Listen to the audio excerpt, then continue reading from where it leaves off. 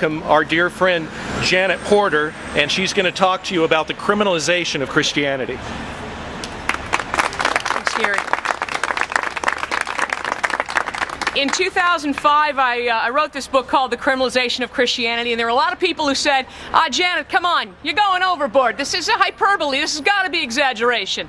And I made the case, and I started writing, and I said, if we continue down this path, we're going to see pastors go to jail for the content of their sermon. And before I could finish chapter 1, it had already happened. In Sweden, it was Åke Green that Pastor Jim Garlow just mentioned. And it's happening more and more. In fact, I started keeping a tally even after the book was done, and I can't even keep up with all of the assaults against our freedom of speech and our freedom of religion. In fact, I'm looking right now, here's one, Canadian pastor Stephen Boyson. Stephen Boyson is a guy who spoke out the truth of the Bible, that there's hope for change, that God loves you and with Him all things are possible. And he was fined $5,000 in Canada. He was told to renounce his faith and forbidden from speaking on the issue of homosexuality. It is about criminalizing Christianity. That's why this matters. That's why we have nothing. You ask, we have nothing better to do. I have nothing better to do than to speak for the freedom of speech. And I love that there's some folks here with some signs today. Can I tell you? A personal experience. Well, I don't know that it's necessarily a good thing to disrupt a press conference. And I'm not sure it's good to stand in front of people with signs. But I'm glad that you're here, and I'll tell you why. Because I was picketed not so long ago by some folks who said, you know, that you're all about hate. And we explained that the message is one of hope. And I met a few years ago a gentleman who came up to me who was at that rally. He picketed me and he said, Janet, I just want to tell you, his name is Robert. And he said, Janet, I was one of the people who was outside picketing you because of your voice for truth. And he said, I want to thank you for continuing to speak the truth, that there is not about hate, it's about hope. I have left homosexuality. I am free from that. The lifestyle, he said, was anything but gay. And he said, thank you for the ability to speak that truth in light of a lot of hostility and a lot of folks that just don't, frankly, want to hear what you have to say. And I'll tell you, when we talk about hate crimes, it's really about unequal justice. I'll just tell you a little something about my background. Some of you may not know. I used to be legislative director of Ohio Right to Life for about a decade. Helped to pass the nation's first ban on partial birth abortion, and a lot of people didn't like what I did. And so I got a lot of hate mail, I got some threats, had a stalker, all the rest. But this is the front page. It was the banner headlines of the Cleveland Plain Dealer, that when I started my car, it went up in flames.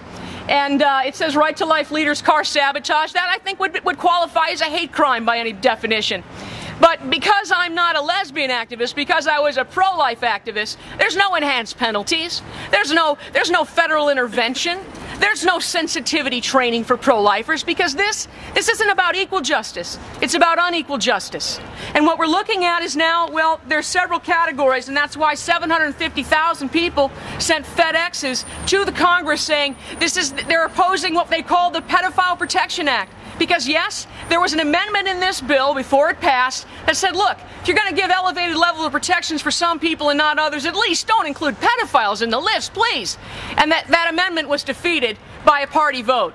It was defeated in the Judiciary Committee in the House. It was defeated on the floor of the Senate, and it is part of this bill. And I'll tell you, it's one of the reasons why I think, well, why we see almost 5 million people have sent pink slips to Congress, because they don't like the way Congress is going. But in addition to the government takeover of health care and energy, listed in these pink slips that 5 million people have sent. By the way, when you look at the Washington Monument, picture it 3 times its height, because that's how many pink slips, if we stack them one on top of another, that said, we are opposed to hate crimes. It protects pedophiles and sends pastors to prison for biblical positions and speech. This is really about criminalizing Christianity. And as I got the list of case after case, Christians arrested St. Petersburg, they're in Atlanta, Elmira, New York. Here's what the police officer told those, just like in the streets of Philadelphia. Grandma Beckman, God bless you. I'm glad you're here today, facing 47 years in jail for the hate crime of passing out a gospel tract. Is this really what this is all about?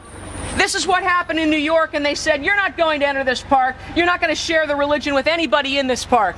You know, what y'all do is up to you. But we have the freedom, at least our Constitution states, that we have the freedom of speech, the freedom of religion, we have the freedom of conscience and the ability to communicate that. That's really what this is all about. In fact, as one of the grandmothers held the sign outside of Philadelphia, she said, and I don't know if it was you, Linda, or not, it might have been Arlene, who's now passed away, that said truth is hate for those who hate the truth. And it just seems to me that right now truth is the new hate speech, and we're standing against it today, and I'm hoping that the Constitution will be upheld in light of this assault against it. Thank you very much. As I said, we've had the privilege of having people come from all over the United States, and we do have a dear friend who is part of organizing this and leading this, and he's a big guy. I don't think he'll want to get on his bad side. Former NFL football player, but is also the pastor of a church in Oklahoma City, Reverend Paul Blair. He's here representing Reclaiming Oklahoma. On September 7th, 1774, at Carpenter's Hall in Philadelphia, there were representatives from 12 of the 13 colonies that gathered together to find out what they were going to do in response to the intolerance.